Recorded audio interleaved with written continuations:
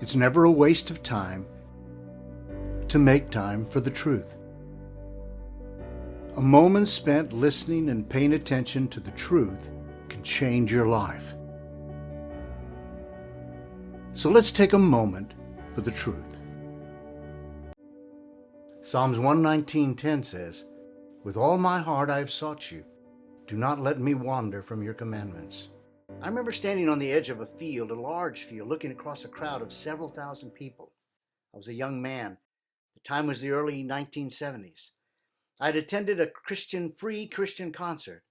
You see, there was a revival sweeping the country at that time. It was called the Jesus Movement. It was an exciting time. The emotions were high, the music was new and exhilarating. I remember young people all around me confessing the change coming over them and saying things like, "I love God so much, I'll never be the same."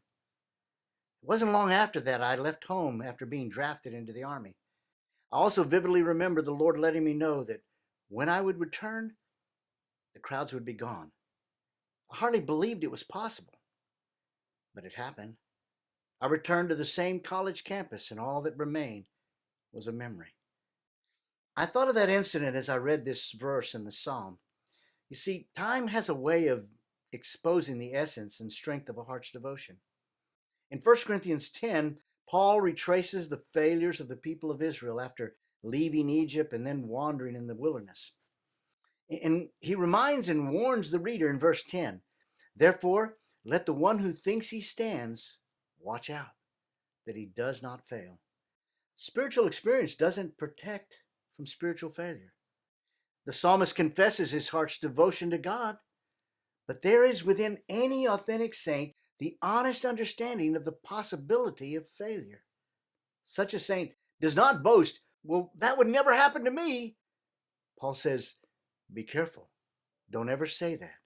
Instead, let us temper any confession with the honest admission of a real possibility.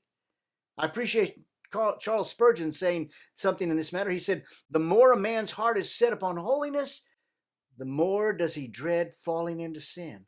He's not so much fearful of deliberate transgression as of inadvertent wandering. The zeal of devotion must always be tempered with an accurate cry to the Lord of what is possible if that zeal is not guarded and well tended by the one who originally lit the holy fire within. Therefore, the psalmist prays to the Lord, "Lord, do not let me wander from your commandments." Again, Spurgeon's words help me see this point very clearly. He said, "The man of God exerts himself, but does not trust himself. His heart is in his walking with God, but he knows that even his whole strength is not enough to keep him right unless his king shall be his keeper." The words of an old hymn come to mind. "Prone to wander, Lord, I feel it. Prone to leave the God I love. Here's my heart, Lord. Take and seal it for thy courts above. Lord, let us not wander from your commandments." It only takes a moment to say it in truth, but even such a short moment can matter. Thanks for watching and listening to Truth Matters Moment. Also, don't forget to look for our weekly podcast called Truth Matters. It comes out every Wednesday. Catch you later.